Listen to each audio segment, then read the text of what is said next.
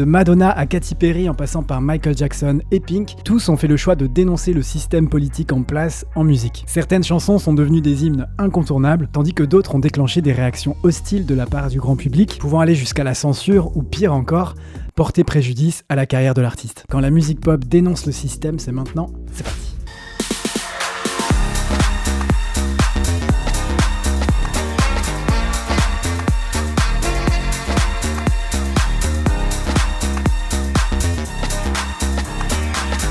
Bonjour à tous, c'est Popslay, je suis ravi de vous retrouver dans une nouvelle vidéo. Ça ne date pas d'hier, la musique a souvent été utilisée comme moyen d'exprimer des idées politiques, de critiquer le pouvoir en place ou de revendiquer des droits. De nombreuses chansons engagées ont ainsi vu le jour pour aborder des thèmes tels que la justice sociale, la guerre, l'immigration ou encore le pouvoir en place. Et vous allez voir que dans la pop culture et l'industrie musicale, il y a eu différentes manières de traiter ces sujets, de façon très frontale ou avec un peu plus de nuances. Dans cette vidéo, nous allons donc décrypter ces chansons emblématiques et voir quel a été leur impact et aussi leur sens caché. Et on commence sans plus attendre par American Life de Madonna.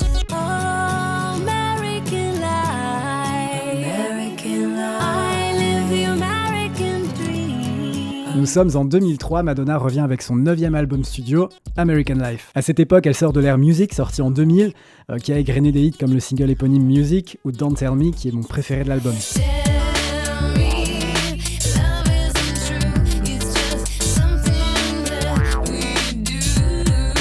En 2002, c'est Die Another Day qui prend le relais avec succès à l'occasion de la sortie du nouveau James Bond.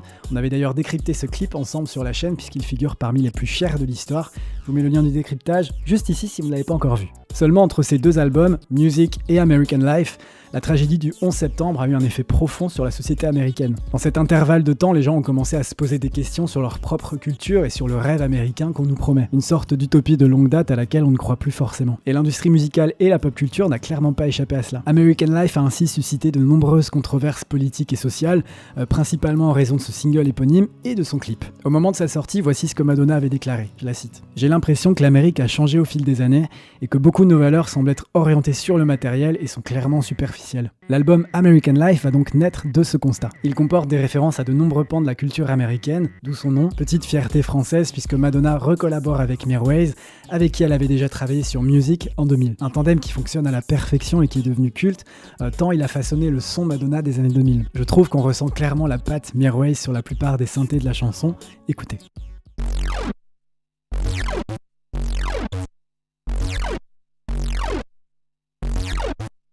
Ce côté un peu déformé qui déraille, il y a d'autres synthés qui sont beaucoup plus doux et qui vont apporter une ambiance un peu plus nostalgique à la chanson.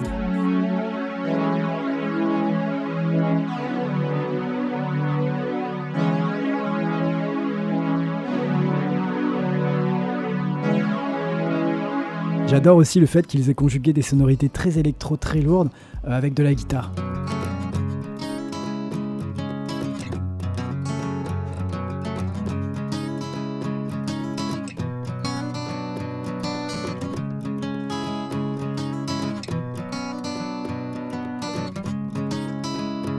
Ces guitares me rappellent également Love Profusion, issu du même album. J'adore ce titre et je la trouve magnifique dans le clip.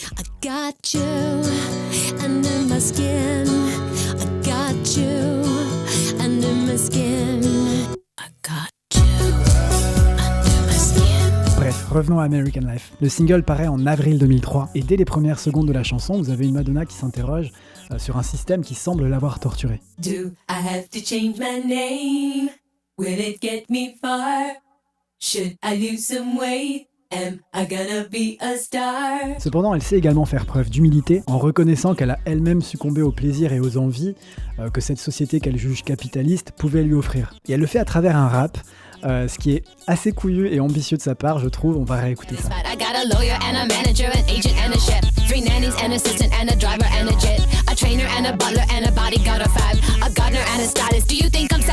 Et ce dernier passage fait l'effet d'une bombe. Pourquoi cela? Car les paroles sont interprétées comme une contestation et une critique virulente de la culture américaine et de la cupidité de ses habitants. Une partie du grand public et des médias ne va pas tarder à la remettre en place, en lui rappelant qu'elle a elle-même construit sa célébrité sur son image de Material Girl. Néanmoins, je pense qu'il y avait quand même de la sincérité dans sa démarche.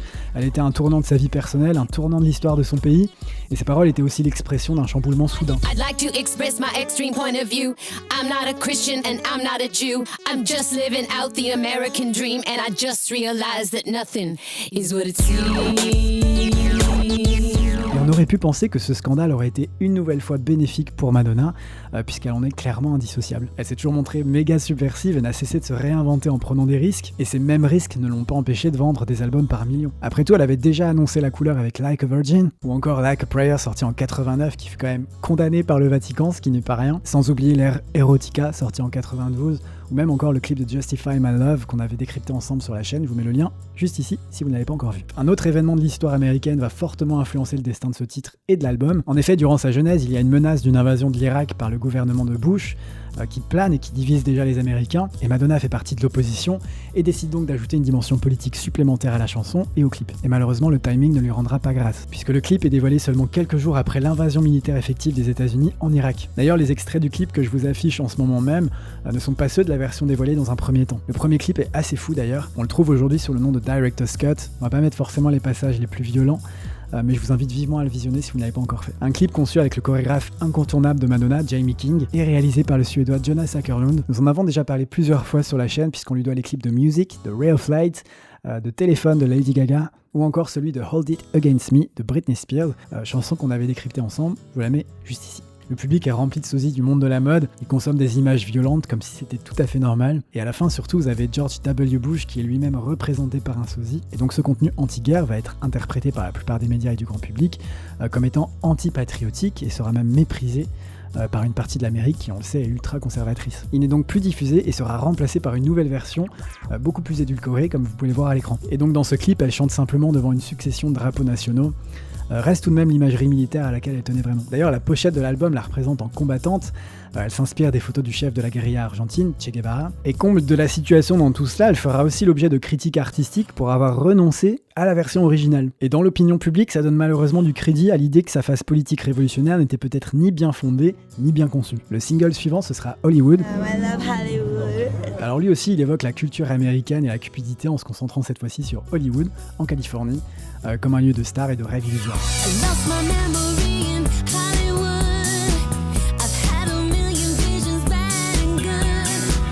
Alors j'aimerais bien vous dire que c'est l'un des sons les plus populaires de l'année 2003, car la chanson fut très diffusée à l'époque en France, et même plus globalement l'album American Life a très bien performé chez nous. Mais en fait notre vision est complètement faussée, car si l'album fonctionne plutôt bien en Europe, le mal est fait de l'autre côté de l'Atlantique, et les radios américaines boycottent toutes les chansons de l'album. American Life déroute, c'est clairement l'album de la discorde, une discorde entre Madonna et une partie de son public, ce que je trouve dommage puisque je trouve que cet album est juste excellent. Hollywood est devenu ainsi son premier single depuis 1983 à ne pas se classer dans le classement américain, le Billboard Hot 100.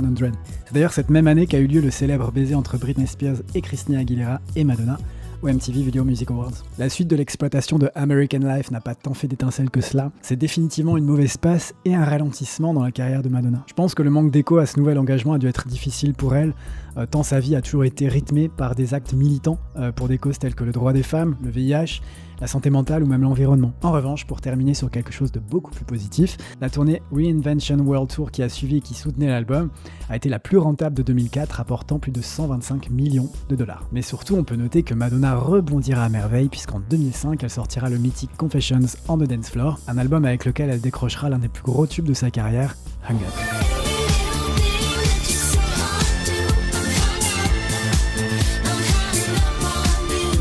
Allez, je vous propose de continuer cet épisode avec l'une de mes chansons préférées de Katy Perry. C'est l'une des plus sous-cotées de son répertoire, je trouve. J'ai nommé Chain to the Rhythm.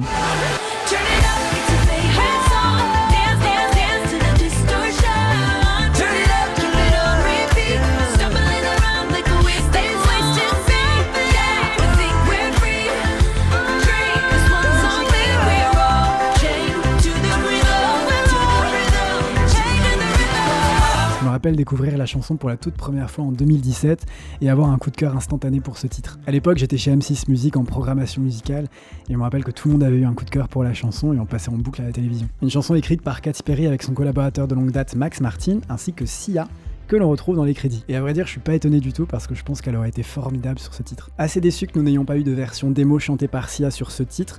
En revanche, il y a cette version IA qui nous permet de nous projeter un petit peu. Ça vaut ce que ça vaut.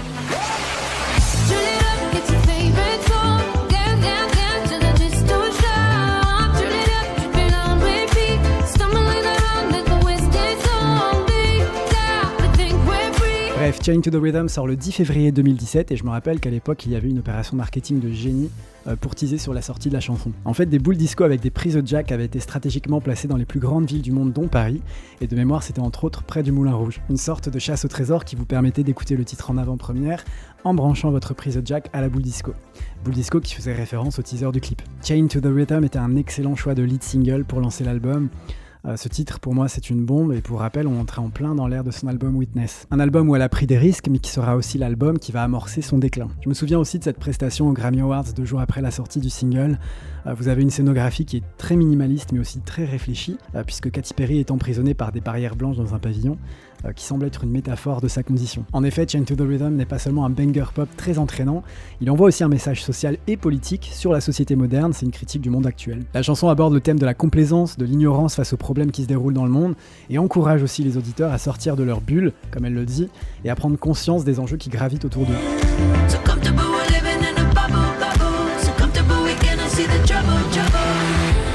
C'est l'une des premières fois où Katy Perry s'engage autant en musique.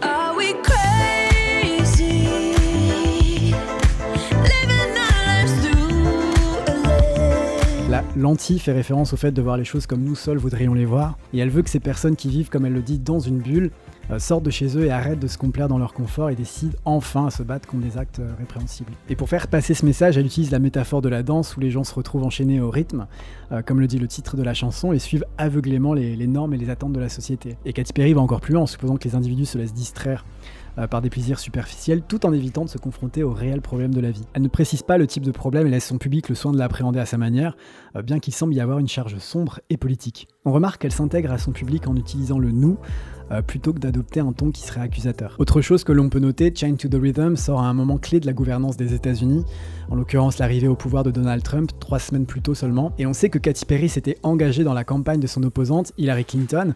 Elle était aussi présente à la marche des femmes pour Washington, le lendemain de l'arrivée de Trump à la Maison-Blanche. Et je sais pas ce que vous en pensez, mais j'ai du mal à ne pas y voir peut-être le message que la nouvelle présidence comporterait pour Katy Perry une menace, en quelque sorte sa peur que le peuple se retrouve trop domestiqué pour voir le danger et faire quoi que ce soit. En tout cas, le clip enfonce le clou, il est bourré de références au monde actuel, et je trouve que c'est l'un de ses meilleurs. Son imagerie me fait d'ailleurs fortement penser au premier épisode de la saison 3 de Black Mirror. Pour celles et ceux qui ne l'auraient pas vu, il est incroyable.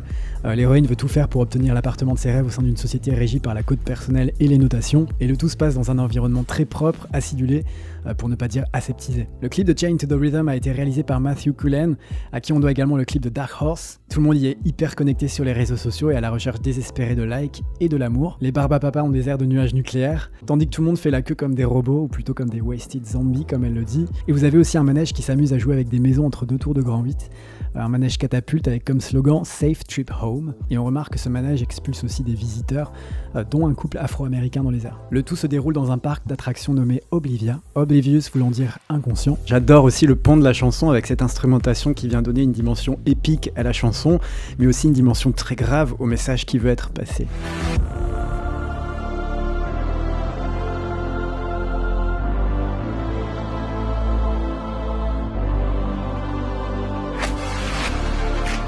Et je trouve que la fin de la vidéo est très marquante et aussi très symbolique, puisque vous avez Katy Perry qui court inlassablement dans cette roue pour hamster, comme si elle courait sans but précis.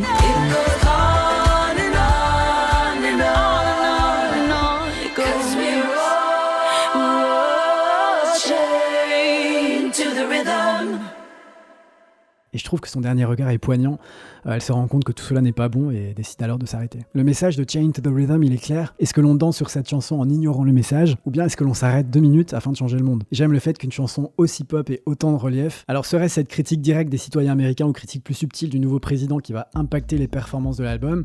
Sans doute à une petite échelle, mais la réalité est beaucoup plus insidieuse et de mon point de vue vraiment cruelle, puisqu'au moment où paraît Witness, son image est encore très marquée par sa prestation au Super Bowl en 2015 qui était absolument fantastique, moment mémorable d'ailleurs, qui deviendra l'un des shows les plus suivis de l'histoire du Super Bowl. À l'aube de l'ère Witness, on lui reproche soudain de se prendre au sérieux. Le fait qu'elle ait changé au même moment sa bio sur Twitter pour une trilogie Artist, Activist, Conscious est jugé prétentieux. Le contraste entre l'instrumentation de Chained to the Rhythm faite pour les clubs et le sens des paroles est aussi mal compris, je pense. Personnellement, je trouve que c'est justement ce décalage entre la mélodie et le sens des paroles qui est intéressant. C'est ce qui donne un côté dramatique à la chanson, c'est aussi ce qui lui donne du relief. Et je trouve que c'était aussi fait de manière très intelligente, dans le sens où Katy Perry ne renonçait pas à la pop, mais des paroles plus profondes commençaient à s'immiscer. Et artistiquement et visuellement, je trouve ça très réussi. Un autre événement qui va entacher la promotion du single, et j'utilise volontairement les guillemets pour parler d'événements, vous allez comprendre pourquoi. Le 5 mars 2017, elle assure une prestation live du titre aux iHeartRadio Awards aux États-Unis. Rien de choquant, me direz-vous, pourtant Katy Perry va subir un tas de critiques, et la cause, vous le savez sûrement, c'est bel et bien sa coupe de cheveux.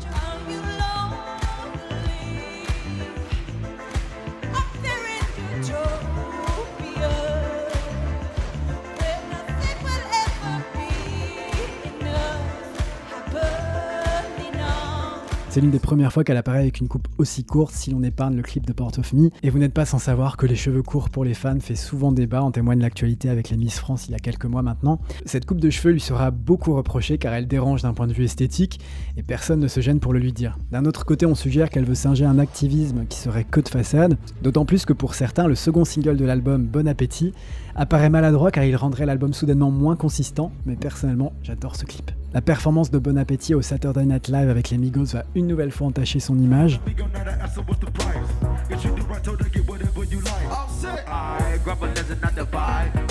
Et franchement, je le regrette parce que je trouve que cet album avait beaucoup à offrir. Après, on peut tout de même relativiser et atténuer le constat, car Chained to the Rhythm est loin d'être un flop, il a tout de même atteint le top 10 dans la plupart des pays. Aux États-Unis, la chanson a atteint la 4ème place du Billboard Hot 100, mais les ventes globales de l'album furent 4 à 6 fois moins importantes que les précédents. Je pense qu'on ne peut pas lui reprocher d'avoir osé, d'avoir essayé d'être plus ambitieuse, d'être plus engagée, tout ça en prenant des risques, car c'est comme ça qu'on reste relevant dans l'industrie, mais je trouve surtout cela injuste, que sa musique est visiblement pâtie de stéréotypes. Bref, dites-moi ce que vous pensez de tout ça dans les commentaires, mais personnellement, Chained to the Rhythm, c'est dans mon top 3 de la discographie de Katy Perry. Allez, passons à la chanson suivante, mais avant ça, si vous passez un bon moment en regardant cette vidéo, si peut-être vous apprenez des choses ou si vous êtes fan de pop culture et de musique pop, c'est le moment de vous abonner à ma chaîne en cliquant juste ici. J'en profite pour dire bienvenue à toutes celles et ceux qui viennent de rejoindre la chaîne récemment. Vous y trouverez des décryptages sur les plus grands classiques de la pop, sur des clips, sur les rouages de l'industrie musicale, mais aussi des interviews avec des artistes. Place à la chanson suivante qui, elle aussi, dénonce le système en place. Il s'agit de What About Us de Pink. J'adore cette chanson.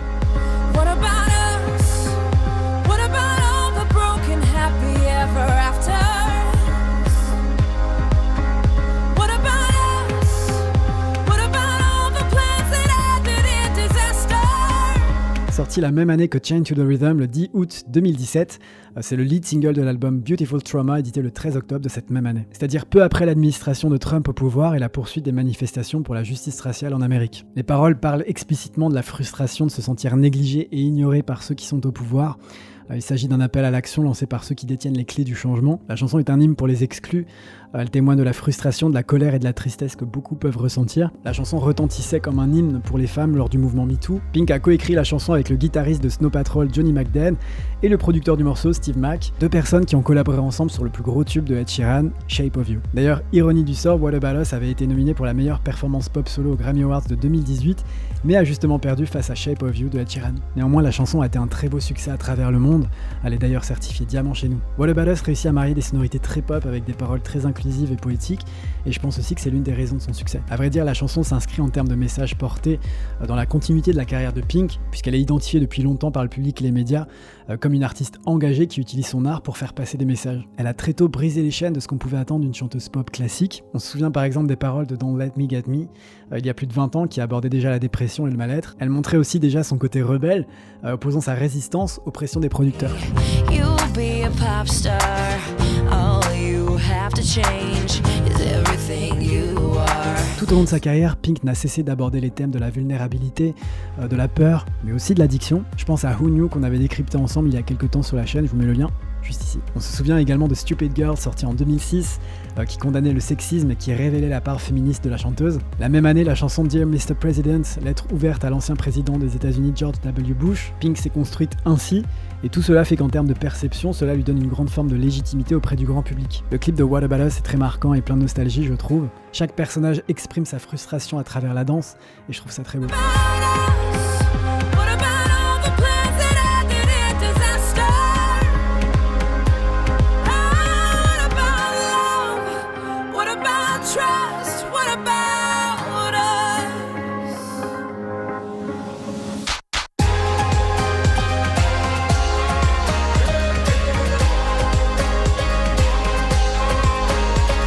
Les prestations live de la chanson seront elles aussi bourrées de clins d'œil, comme au Brit Awards en 2019 où la chanteuse et ses danseurs finissent en brandissant des lumières vers le ciel, comme un signe d'espoir. On peut d'ailleurs voir l'émotion sur le visage de Pink à cet instant précis, elle semble très touchée. À mes yeux, What About Us reste un hymne important pour les personnes du monde entier qui luttent contre les injustices de la vie quotidienne. C'est une chanson qui parle à tous ceux dont la voix a été réduite au silence. Parlons désormais de Michael Jackson. Mais remontons tout d'abord le temps en 95 et 96, période durant laquelle nous entrons dans l'ère de son album History. Pour un garçon, ça serait History, et pour une fille, ça serait History.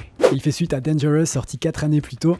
Rappelez-vous, Dangerous est un album succès phénoménal, pour ne pas dire stratosphérique. À ces jours, ses ventes dépassent les 32 millions d'exemplaires à travers le monde, et 9 singles en ont été tirés, dont Black or White, hymne déjà très engagé et profondément antiraciste, de la part de Michael Jackson. Après un tel succès, de gros enjeux pèsent évidemment sur History. Michael Jackson a l'intention de continuer à donner du sens et une portée militante à son art. Toutefois, la genèse et la sortie de cet album s'inscrivent dans une période de trouble dans la vie personnelle de Michael Jackson. L'artiste fait la une des tabloïds depuis plusieurs années en raison de son changement d'apparence physique et surtout de l'affaire Chandler en 1993, premières accusations de pédophilie à son encontre. En conséquence, les performances de History seront nettement inférieures à ce à quoi Michael Jackson avait été habitué aux États-Unis. À ce moment-là, il entre dans une phase de déclin. Je précise bien aux États-Unis, car tout comme American Life de Madonna, l'album réalisera de très belles performances à l'international, dont l'Europe. Selon moi, cette différence pourrait être due à une moindre résonance dans d'autres pays des controverses sociétales liées au chanteur. L'album contient également le puissant Earth Song,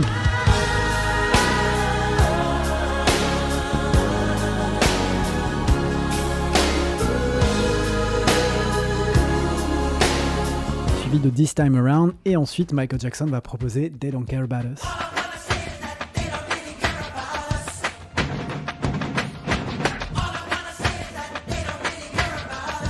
La chanson sort en avril 96 en tant que single, une chanson de protestation clairement assumée, dont la composition est différente des productions habituelles, vous savez, avec ces grosses percussions qui viennent clairement marteler le message. Beaucoup y voient une retranscription des phénomènes de violence raciale, et d'autres médias vont pointer à juste titre qu'il peut y avoir aussi également un parallèle de fait avec le workfare aux États-Unis. Le workfare aux États-Unis est une politique qui conditionne l'aide sociale à la réalisation d'un travail ou à la formation professionnelle, visant à réduire la dépendance à cette aide, notamment mise en avant par la réforme de 96. They Don't Care About Us de Michael Jackson, bien que n'abordant pas explicitement le workfare, critique les injustices sociales et l'indifférence des autorités envers les plus vulnérables. La chanson, de par son message de dénonciation des négligences envers les défavorisés, peut être perçue comme une critique des politiques telles que le workfare, qui peuvent aggraver la précarité sous prétexte d'aide.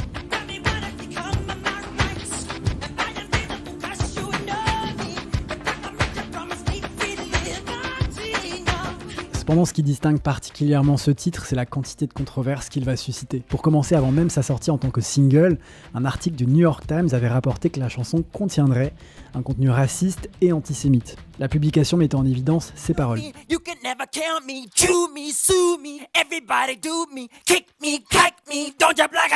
J'adore écouter les versions a cappella de certaines chansons. D'ailleurs, vous êtes beaucoup sur la chaîne depuis mes débuts à me demander comment j'extrais les voix de certaines chansons ou certains instruments. Généralement, je trouve pas mal de choses déjà existantes sur YouTube. Néanmoins, il m'arrive parfois de passer par un service qui s'appelle lalal.ai et je suis ravi qu'ils aient proposé de sponsoriser la vidéo du jour. Lalal.ai est un service innovant qui offre une solution efficace pour séparer et supprimer les voix de vos sources musicales. Pour 35€, vous pouvez travailler sur 500 minutes de son. C'est d'ailleurs l'offre la plus populaire de la plateforme. Alors que vous soyez DJ, producteur, chanteur, musicien ou tout simplement fan de karaoké, lalal.ai est, je pense, l'outil parfait pour vous. Le service se démarque en utilisant la puissance de l'intelligence artificielle afin de diviser, de disséquer les pistes de vos chansons de manière innovante et aussi de manière super précise. Lalal.ai ne se limite pas à l'extraction des voix, il peut aussi séparer les pistes instrumentales de batterie, de basse, de piano, de guitare électrique et acoustique et de synthétiseur. Le service propose également un outil appelé Voice Cleaner qui permet de réduire le bruit sur les voix et les enregistrements vocaux pour un rendu sonore encore plus pur. Alors je propose de faire directement le test avec le remix de In Your Eyes de The Weeknd avec l'incroyable Kenji. Je vous en avais déjà parlé dans une vidéo précédente, mais j'adore le saxo sur ce titre. Alors tentons de les extraire directement via l'application. Vous avez d'ailleurs accès à lalal.ai sur ordinateur, mais aussi sur mobile. Alors ne faites pas attention à mes notifs, mais regardez-moi plutôt ce magnifique fond d'écran.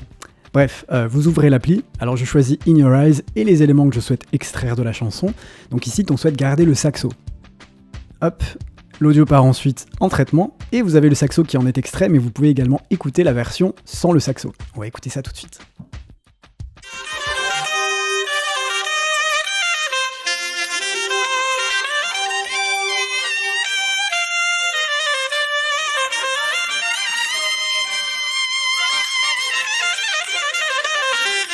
Comme je vous disais, on peut également s'amuser à retirer les voix d'une chanson, comme ici, regardez.